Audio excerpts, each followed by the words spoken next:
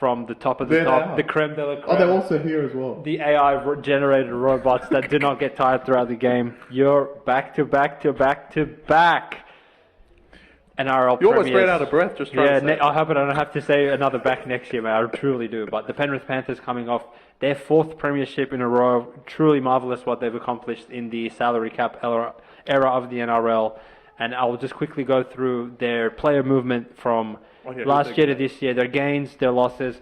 I'm not going to go through who they've re-signed up until 2029. I don't give a fuck. This is more just in terms of what we can expect from them heading into this season.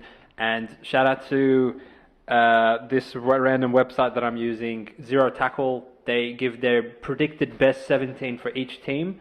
And, you know, maybe some of these would slightly change by round 3. But going into the season, this was what we would expect every team's lineup to be 1 through 17. So the Penrith Panthers, gains for the season of 2025. Isaiah Papali'i and Blaise Talangi, the trader. The traders. Traders? What are you... They're both power players. Both traders. I can't wait for the first Para versus Penrith game. And our losses, I'm only going to name the significant ones. If this player left the club and without making an impact, I'm not even going to mention them because who gives a fuck? Who gives a fuck, yeah. James Fisher-Harris, Isaiah Iongai, Oh, yeah. Jerome Luai, Yep. Taylor May, Tyrone Peachy, Sunia Taruva. So obviously 2 notable gains in terms of a very high upside for Blaise Talangi, which with limited time on display in the Eels roster last season, we saw what he's capable of. Expected to potentially partner Nathan Cleary in the halves, and the 17 was assumed to be looking like this at this stage. So we've got Dylan Edwards, Brian To'o, Paul Alamati, Isaac Tungo, Casey McLean, who had a bit of a breakout year last year, Blaise Talangi at 6, Nathan Cleary at 7, Moses Leota now has to fill the void and step up in the absence of Fisher-Harris as the main prop in this team.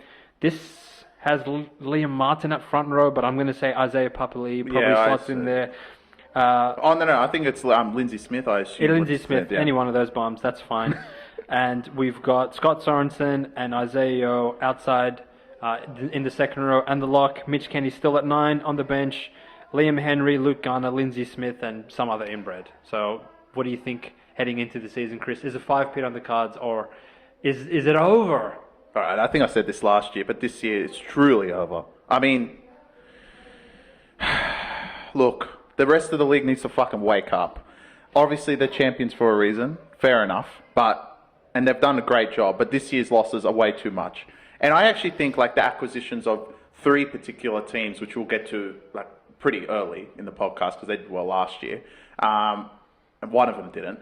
But because of their acquisitions, I think they're much better and actually more talented to another level at this moment in time.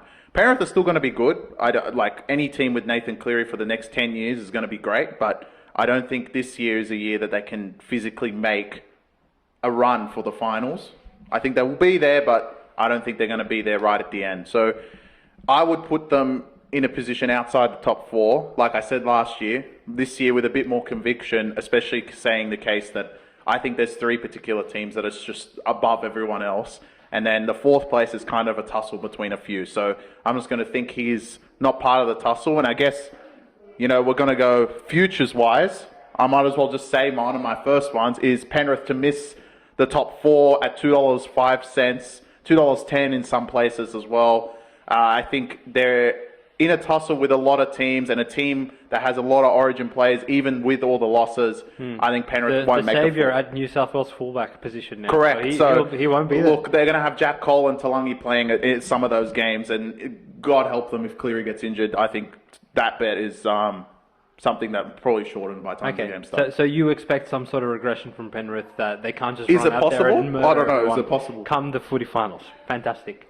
Chris, I think when you're analysing these sort of dynastic runs, and people have been guilty of this in the past probably 2 seasons, ever since the season where Kikau and Crichton left, people have a tendency to focus on what the team no longer has going into the season. But I like to look at things in a very sober way of, all right, what do Penrith still have? So you got an elite fullback, possibly the best halfback in the game, still have Moses Leota, still have Isaiah Yeo, which is, you could argue is probably top 3 lock in the league. One of the best wingers in the league. Competent outside backs around him as well. Liam Martin, who's out and out one of New South Wales' best performers consistently. Isaiah Papali'i, who's been in the Dally M Team of the Year before. Blaise Talangi, who has probably a high upside. You would expect him to perform better and develop better in the Penrith club outside of in the Parramatta club, which seems like two clubs going in opposite directions based on last year. So in my mind, okay, if you tell me that this Penrith team come footy finals time is full strength, I still think they are a threat to win it all again, because if you're running out Cleary, Martin, Yeo, Edwards, and To'o, and all these outside backs, and you're keeping the Penrith jersey on them, and you're keeping Ivan Cleary at the helm, there is a possibility of a 5-peat, but I'm going to give them 15% to 20% chance of 5-peat. Wow, you're giving it more than I thought. Yes. I'll give them... Yes, I'll give them a 20% chance. I'll give them 10, not even. Look, at the end of the day, when push comes to shove, these guys are like cockroaches.